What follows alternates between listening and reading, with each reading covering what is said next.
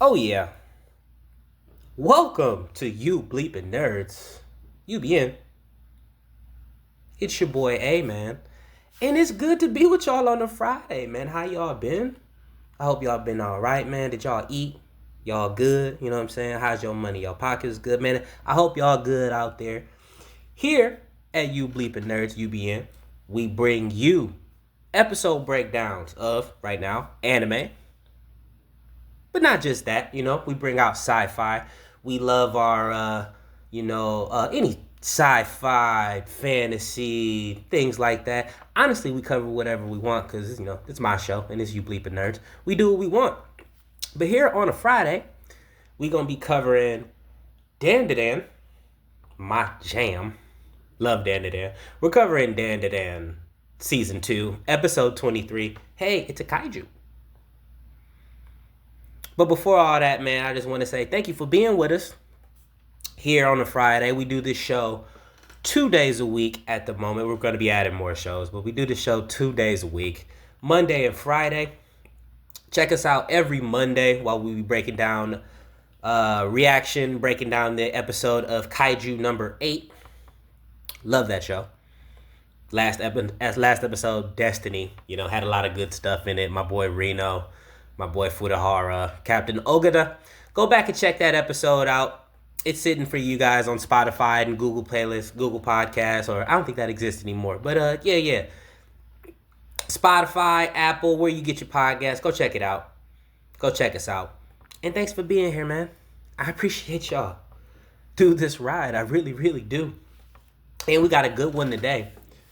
You know what I'm saying? Hopping into this episode, Dan. Hey, it's a kaiju. We're in season 2 of Dan, and it's just been a ride. I love Dan. It's one of my favorites. Solo Leveling won the Crunchyroll Anime of the Year last year to much acrimony, I must say. A lot of us were a little upset about Solo Leveling win. Not that I don't love Solo Leveling. I love the manhwa back, when it was just an online graphic novel. I thought it was great. I thought the anime was great. I thought it was super cool. Definitely the best action scenes of that season. But I mean, I can't even say that honestly. I can't say that. Maybe by a little bit, right? Maybe by a little bit. But I mean, Furiden. If that's not anime of the year, why are we doing this, y'all? Like if that's not the animated story of that season, what are we really saying? As much as I love Jinwoo, as much as I love Solo Leveling, as much as I wanted to see Solo Leveling succeed just because, the author passing away and, never really getting to see his baby really reach its highest heights, which I think will come next season. The idea that Furiden was not the best animated on-screen, week to week series. Like, I'm sorry. Me and a lot of other writers, shout out my writers over at CBR, shout out to my Crunchyroll writers who agree with your boy that Furiren should have won it. But this isn't about Furiren. Sorry about my tangent. Sorry about my Furiren got snubbed tangent. Go read the articles, on Anime Corner and CBR and the like. But right now, we're going to hop into this Dan episode, okay? We're going to hop into this Dan episode. Hey, it's Kaiju. Episode 23 in season 2. I'm going to just be honest with you guys. I'm going to just be totally honest with you guys. I don't like the glasses perv dude. He's not my bag. He's not my jam. He's not my homie. He ain't my dog. He ain't no friend. He ain't no kin. I don't mess with him. He's just annoying. I know he's supposed to be, but it's working. Cause boy, he gets on my nerves. I kind of love how much I hate him. Like I'm loving to hate him right now. But boy, does he get on my nerves. But yeah, we opened up this episode here. Coming in from last episode. Again, Okaru's golden nut floating around Japan. Don't blame me. Look, that's just the story. Like, don't blame me. I mean, that's what's happening. Like, they find his glowing ball floating through Japan. And it's attached to this entity that they're trying to run down from last episode. They finally run him down. They use Turbo Granny's power, Iris powers, and all that stuff. They finally pin him down, thanks to Glasses Dude, annoying Glasses Dude figuring out, you gotta flank him because of the optical camouflage that he's using. And it turns out it was a kaiju.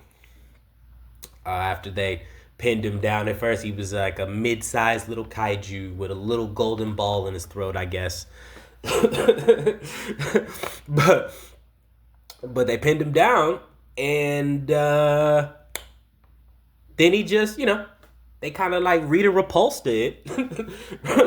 Super Sentai Power Ranger style. They Rita repulsed it, make my creatures grow. Boom. And now we're here. Now we're fighting giant kaiju guy. And I'm not gonna lie, I enjoyed watching the transformation. He looks like a little accordion puppet. Like he does. He looks like a little like Jack in the Box spring in his body. Like I think the design is just so perfectly Dan to Dan, right? It's a goofy-ish looking, like he looks like a toy. Like he does. He looks like a little cute little toy from some generic, kaiju show being fight by, Power Rangers. But you get into the fight and he's kind of terrifying on top of it. The roar that just, sent shockwaves through the city, right? That has some real menace to it, right? Now he's fucking stomping around and like destroying shit. And it's funny. It looks like this like kind of cute, kind of terrifying, like giant kaiju toy. It's like a Digimon. Like he does. He looks like a kind of cool Digimon that's going on a rampage. And I gotta dig it. I dig the kaiju, man. I definitely dig it. I kind of wish Kaiju Homie would have got squashed. That's just, we all have prerogative. You know what I'm saying? We all have our preferences. Kind of wish Homie would have got squashed. Oh, you know what? Don't promote violence, Aaron. I just wouldn't have been super sad if dude would have been squashed. Like, I just would, he was getting on my nerves. Like, like he was getting on my nerves. Like, that guy, he's not... He might be the only thing in Dan to Dan that I haven't truly, thoroughly enjoyed, man. Thoroughly enjoyed. Like, honestly, like the spicy talk thing, like it's funny sometimes. Like I love my girl Momo, so I love like when Momo threatens to murder him every time he does it. But he's definitely not high on the totem pole of jokes in Dan to Dan, but I'm gonna stop dunking on his little ugly ass head. I'm gonna stop dunking on him. Okay, but no, like moving on here in part one.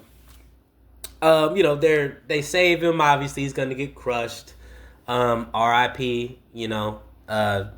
Lizard Shins. I'm sorry. Like that was something that I thought watching this fight. Watching Okaroon and Ira save him, hold back this letter. It's like, ooh, man, your ankle ball, that looked like that hurt. When Momo threw the car at his shin and he buckled, I was like, ooh, I felt that. I actually felt Space Lizard Kaiju Homie. Like, I was like, ooh, that hurt my shins. Like, she hit your shins with a Mitsubishi. Like, that had to hurt. And the way he buckled, I was like, ooh, I actually felt that one, man. I actually felt that, They have Gigi get Glasses Dude up out of here, run him up out of here because he's useless. So he just definitely is going to get in the way. So him and Gigi take off. And now you start to see, like, tells them to regroup at her house, which would be key later, I guess. Tells them to regroup at their house. And now it's time to get busy, right? Now it's time to get busy, see if we can fight this kaiju, man. This gigantic monster kaiju. You see my girl Ira getting busy, really moving good. You start to see the powers of the kaiju come out, right? It started moving. It was really, when it was smaller, it was really fast. Like, it was moving around. Even Okaroon couldn't catch it. Ira couldn't catch it as fast, as nimble as those two are. Neither one of those guys could catch it. it was really, really moving. And now that it's huge, they're assuming that its powers has changed. And then, they get hit with the laser, which is I thought was really cool. Watching how it kind of zeroed in on Okaroon. It showed a little battle intelligence, right? Because it realized they were too quick, so he did an attack that kind of was more AOE, was more area of effect, and hit him. I mean, you look, he landed an attack on Turbo Granny. You know what I'm saying? And then proceeded to put his hands on Ira. Ira was looking good. You know what I'm saying? Like, I love her. I love her curse power. It's always super cool to watch Ira, get in there, jamming, dancing around, real nimble. It's always animated really beautifully. But, she's doing her thing. She's kind of trying to, she's trying to, she's proclaiming she's the leader, which is like, funny. Or, Momo's back there barking out orders. Excuse me, y'all. Look, I'm playing hurt. I'm gonna just be honest with the audience. I'm playing hurt. Okay. I've been sick. I've not been well, but I'm still in here because I love this. You know what I'm saying? I love these podcasts. Here, so excuse the cost, guys. But I'm under the weather. I'm playing hurt right now. But yeah, Ira's barking orders like she's the leader. Obviously, Momo's out over there running shit. Telling people where to regroup and all that. And she gets, popped by the kaiju. Kaiju gets the best of her. Knocks her out, And, she has to be saved by Okaroon. He's got to waste his last full throttle, which is tough. It's tough. She gets caught by its invisibility. They assumed that it didn't have its invisibility anymore when it got big, because right, like who would think a giant freaking lizard can go invisible? Excuse me, guys. But yeah, like who would assume a giant lizard could go invisible? I thought that was really cool. I don't think I've ever seen like a giant, like, city destroying like monster, kaiju, etc. ever go invisible like that, ever have that element of like stealth on top of obviously being overwhelmingly fucking huge. You know what I mean? I thought that was actually a pretty cool little addition to its power set. I'm really enjoying this fight. I'm surprised how much I'm enjoying this fight. I don't know why I'm surprised. I think it's because, I'm seeing so many like kaiju things with, Kaiju number 8. There's like some other like spin-off shows that are more kaiju, not spin-off show. That's not fair. That's not accurate. They're not spin-off shows. But, kaijus are vogue in anime and other media right now. So it's like, oh, it's a kaiju fight. So it's like, I don't know. I guess my expectations were low for this, but it's fucking Dandadan. What's the matter with me? Why am I expecting anything other than a straight banger from Dandadan? So that's my fault. Players fuck up. You know what I'm saying? That's my fault. But yeah, I really enjoyed this fight. Okaroon uses his last full throttle to save her. Now it's tuned. You get one of the funnier scenes right after that where like, Momo reaches out with her psychic powers, saves him, and then, he's talking. They're trying to figure out what are we going to do while she's floating in the air, and the kaiju hits you with the clap. The squish sound. Like he's trying to squish him. I thought that was great. I thought that was really, really funny. I think earlier in this episode, when they were it was before I think it was last episode too, where they were trying to reach out for the ball. Momo yelled like, "Golden Family Jewel, gotta catch a ball!" And reaches out and did that. I said, like, you gotta watch for the jokes in Dandadan. You really do gotta watch for the jokes. They'll slip some real funny ones in there, really, really quick. You won't even notice, man. Really enjoy the combination of different things that this show is, right? Dandadan, I tell people when I'm trying to get them into the show, it's a little too freaky. It's a little too weird for people, but when I'm trying to get people into Dandadan, I always tell them, like, you know, this show reminds me of funk. This show reminds me of Funkadelic. You know, Parliament, nah, but it's really Funkadelic, right?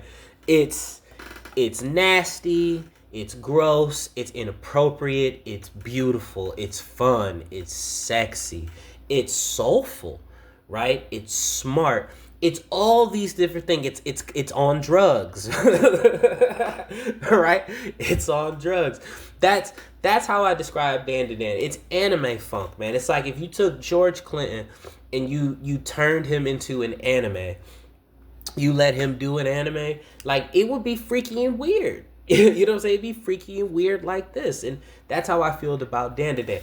Dandadan's a lot of different things at the same time. You can almost argue it's a little too much of everything in the perfect way possible. You know, it's super freaking goofy, right? Super freaking bleeping goofy. The action is so over the top. The comedy is offbeat and kind of strange, but it's definitely funny. The relationships, as I've said in previous episodes, guys, right? Stories about relationships with people. Momo and Okaroon obviously have one of the cutest, like, my soul melts every time they interact. But again, not just those two, right? Like, you know, you have the relationship between Ira and Momo, right? It's contentious to say the least, right? But there's a begrudging respect for each other's gangster there. I think you can see is budding, right? Like, I think they have a begrudging respect and rivalry over Okaroon. Gigi, right? Who is obviously annoying as shit, right? He's supposed to be annoying as shit, but his relationship with Evil Eye is one of the most intriguing things I can really remember watching in a show, where, you know, you see the endless depths of Gigi's empathy dealing with Evil Eye, which, you know, he understands. I mean, Gigi's kind of an idiot, but he also understands that, you know, Evil Eye is evil. He kills people. He has killed a lot of people, right? But he because he's possessed and because their souls are intertwined, he can understand. He understands the base, the core of the pain that twisted the otherwise pure young soul that Evil Eye is, right? And Gigi has the, like I said, endless depth of empathy to do this. And is it the wisest thing in the world? You know, we'll see, but it's definitely beautiful and noble. And, like, you know, Dandadan is all those things at once. It's all those things at one time, and it's even a little weird. You know, it's so cool. But let me get back to this episode breakdown. I'm sorry about my tangents, guys. Sorry about my tangents. But yeah, Okaroon has to save Ira. Momo has to save Okaroon and Ira. They're figuring out what to do. They don't know what to do. Meanwhile, annoying ass freaking glasses boy is complaining about Gigi. Gigi can't get warm liquid on him, or he's gonna, or is it cold liquid? I forget. Anyway, he can't get liquid on him, or he'll turn into Evil Eye. And this dude, who's being carried, by the way, is complaining like, oh, you supposed to be a fake nice guy. You a fake nice guy, huh? Well, here, let me rub my sweat and snot. Listen, Gigi's the sweetest soul in the world. Gigi's the sweetest soul in the world. Cause I might have had to Stone Cold Stunner him. I'm just dead serious. Like, I'm just dead serious. I might have had to hit him with, like, either like a Stone Cold Stunner, or like wrap it around, hit him with a DDT, something. Like, I would have had to do something, you know what I'm saying? I might have picked him up and just, like, Alabama slammed him. Like, he might have had to end up on the back of his damn head. Man, don't wipe your fucking snot on me. I don't give it, what? No. Don't wipe your damn snot on me. What the hell? No, man. Alright, so look. Meanwhile, he wipes his nasty, disgusting bodily fluids on his face. Predictably, turns into Evil Eye. And then, Evil Eye's looking around like, what's up? Evil Eye, sorry guys, sound like the police outside. I live in the ghetto. Anyway, Evil Eye, pops up like, oh, what's up? You know what I'm saying? Like, has no idea what's going on, has no idea who this dude is. Where's Uncle Room? Is it time to fight? Like what's happening here? Glasses guy, annoying glasses guy sees it, reminds him, hey, look, you gotta. Dude, like, takes his dude's backpack and just yeets it into the ether. More on that later. And takes off, like, oh, yeah, takes off to Momo's house, because he thinks they're supposed to all meet up there. He's thinking today that he's a child. Evil Eyes ultimately is literally a child. So he, playfully runs away, I love how cute Evil Eye is, right? The GG Evil Eye thing is very well done. The innocence and the danger, right? The singularly minded, carnage-full, rageful soul, that's juxtaposed by that, that light, whimsical childness. It's working. It's working. It's Dan to Dan. It's a little too much of everything in the perfect way, baby. It's Dan to Dan. But yeah, so, we go on for that. The backpack's been launched. We double back, to our heroes. We double back to Momo, double back to Okaru and Aira. Still fighting space kaiju. He could go invisible. He's beating the pulp out of Aira. They have to try to save her. They don't know what to do. You know what I'm saying? They have no idea how to deal with this thing. They've never seen it. They noticed the sky. This was earlier in the episode that they noticed the sky was the empty space barrier that the aliens put down in order to conceal their large-scale activities from the humans. I think that's really cool. I like the consistency, like the connective consistency with the alien technology. We've seen them use the empty space barrier a bunch when they're showing up. Obviously, when the I forget what they're called, but the humanoid-looking aliens came for his dick, or his banana. What came for his dick? They were just, they had the barrier. They mentioned the barrier. I think it's been used a few times before. It's being used here, right? They identified what was happening and who was responsible for the kaiju, which they were after the Golden Ball before. So that all tracks. So I appreciate the story continuity there, like the elemental continuity there. I thought that was a good touch. But yeah, they pretty much had a loss for how to beat the kaiju. Okaru's out of full throttles. Aira's down. He's got to rescue her. My girl Momo, of course, doing absolute work. I love Momo's toughness, right? She's so tenacious, so clutch all the time. She's the real, like, leader of the team. She's the real heart. She's the real leader of the team. So, especially the way Momo's voice actor is portraying her, just you can really feel every, like, emotion, every intense emotion, like when she's locked in and ready and trying her hardest. It really comes through in the vocal performance. When she's down, right? Like when she's arguing with Aira, it's like it's portrayed in such a way that, again, these people feel like real people. Like they feel like real people. They don't feel like, just like characters, right? Like goofy characters that are tropey and, no, like they do feel like, real characters. And that's one, the writing, obviously, the way they're written to interact with one another. Same thing with Aira and Momo, where they obviously don't like each other. They're fighting over Okaru. But, the way the way Ira's voice is portrayed and the way her character is portrayed and the thing that she does, like she really does feel like a complete 360 kind of person. And I think Momo to me is my favorite example of that in the show, is that, you know, from her toughness, from a, you know, she can have a roughness to her, to when she's being softer, to when she's being nurturing, funny, like when she's being opening, welcome. It's just she's just a full person and a nice person, and I love her. But too bad you can't beat the kaiju with that.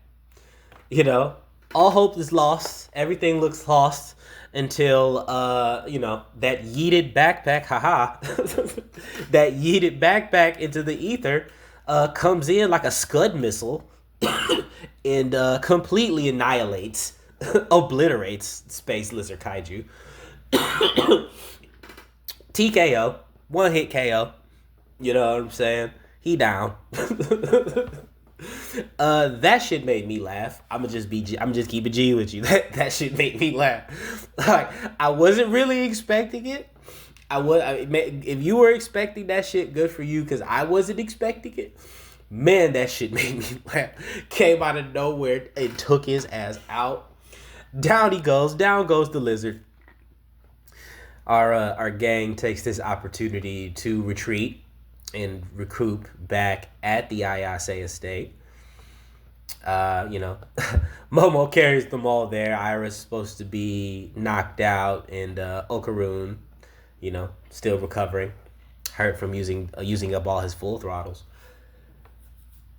And they get there. They see Glasses Homie. You know, I call him Glasses Homie because y'all know who Okaroon is. But yeah, they see Glasses Homie and Gigi. They see Gigi is, you know, he evil eye in the face, you know. Probably in the rest of the body too, the way he yeeted that backpack, but like, you know, he evil eye in the face. And they're like, oh, shit, he's evil eye. Oh shit, he's evil eye, what do we do, you know?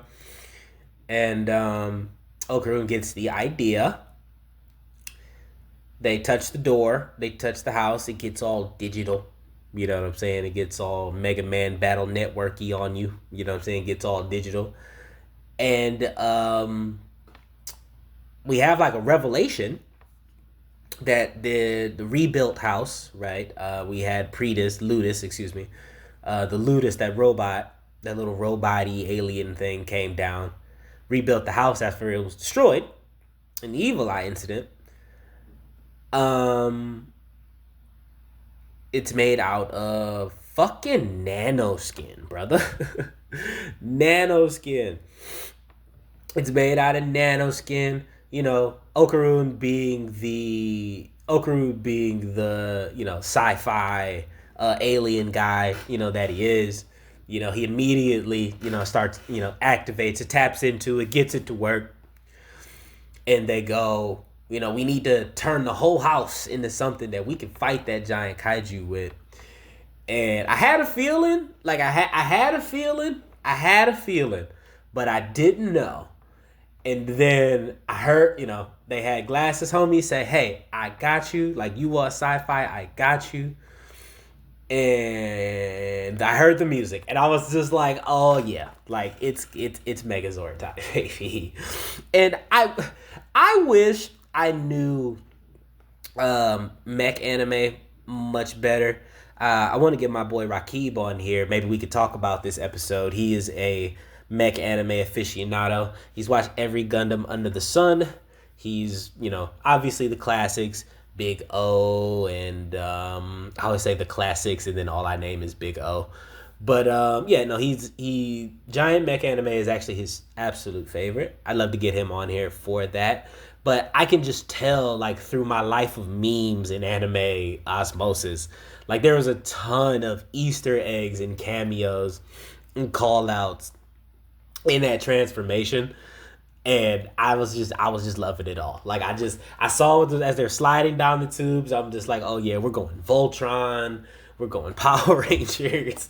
Like, you know, like this is what it's about, baby. You know, the music was fun. They're all like sliding through all these like different like environments and shit like that. They all end up in their stations, and it's a Buddha. Turns out it wasn't Glasses Homie who did it. It was Momo, and all she could think of was like a giant Buddha to protect them. And I'm pretty sure the forehead jewel for the Buddha was either Gurren Lagann or that was like Gundam Wing. I'm pretty sure Gundam Wing, but the animation gave me Gurren Lagann. You know, it's probably both, right? Like, you know, that's probably an homage to Gundam Wing from Gurren Lagann. But like, man, I loved it. Of course, they can't move it. Of course, they have no idea how to move it because it's Dan to Dan. And I thought that whole thing was really dope. Again, like the continuity of the alien technology that we mentioned earlier, right? The nanoskin, that was, you know, I'm pretty sure they mentioned it in an earlier episode that, you know, that's how they rebuilt their house. And, you know, you see that coming on a callback here. That's how they're gonna fight this kaiju. Probably defeat this kaiju if I can guess, you know. But it's Dan to Dan. I shouldn't be out here predicting nothing. I should be out here predicting nothing. So, but you know, they get the giant. I call it the Buddhazord. You know what I'm saying? Buddhazord activated in the field, and that's where the episode leads off. You know, and that's the end of Dan to Dan season 2, episode 23. Hey, it's kaiju. That's where they leaves us off. Another just solid episode. Love